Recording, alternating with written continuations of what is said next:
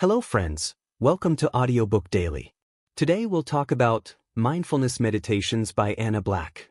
The city looked beautiful in winter, cold mornings, fog-covered roads, office buildings glowing under yellow lights. But for Arav, the season felt heavy.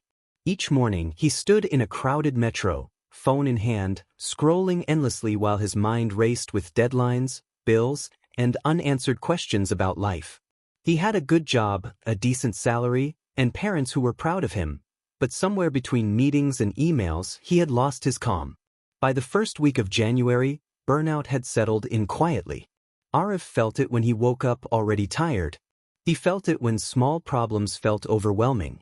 He felt it most during silence, because silence made his thoughts louder. The new year had come, but nothing inside him felt new. One evening, after another exhausting day, he noticed his mother sitting quietly near the window, watching the winter sky. She wasn't doing anything. No phone, no television, just breathing. When he asked what she was doing, she smiled and said, "I'm being here." She handed him a small book she had borrowed from a friend, Mindfulness Meditations by Anna Black. That night, Arav didn't expect much. He thought meditation meant forcing the mind to be empty.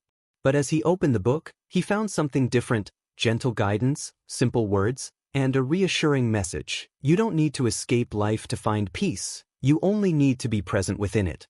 Anna Black's Mindfulness Meditations is not about changing who you are. It's about noticing who you already are beneath stress and noise.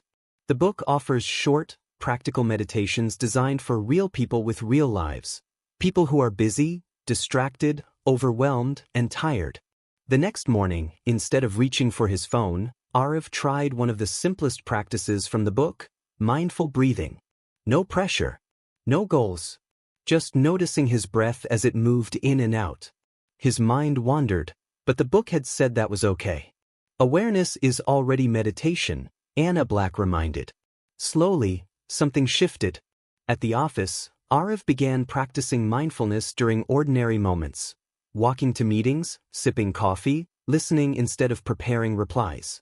The book emphasized that mindfulness is not limited to cushions or silence. It lives in everyday actions. When stress arose, instead of fighting it, he observed it. When emotions surfaced, he allowed them to exist without judgment. One of the most powerful lessons from the book was learning to pause. Not react immediately. Not drown in thoughts. Just pause and return to the present moment. In those pauses, Arav found space. In that space, he found peace. Winter passed slowly, but inside him, clarity was growing. He noticed how much energy he used worrying about the future or replaying the past. Anna Black's teachings gently redirected him back to now. The present moment, the book explained, is the only place where life actually happens. As weeks went by, Arav's relationship with work changed. The workload didn't reduce, but his resistance to it did. He stopped expecting happiness from promotions or validation. Instead, he found it in small moments: sunlight through office windows, quiet mornings, mindful conversations with his parents.